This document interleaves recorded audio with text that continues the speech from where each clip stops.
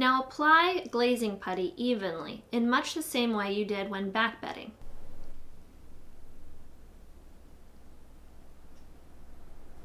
Again, avoid trapping air bubbles.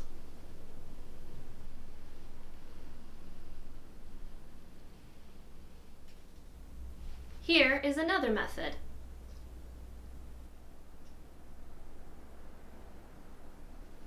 Gently press and glide your putty knife along the edge until smooth. Try not to drag the putty, as it will lose its smooth texture. Watch for the sight line so the exterior putty matches interior frame, and leave at least 1/16 to 1/8 of room for when you paint. Remember, you will be painting onto the glass immediately with linseed oil paint.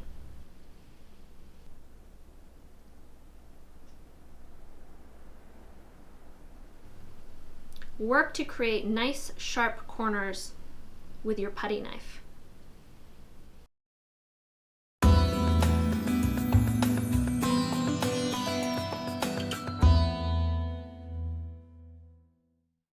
Paint immediately, and paint at least 1/16 to 1/8 onto the glass.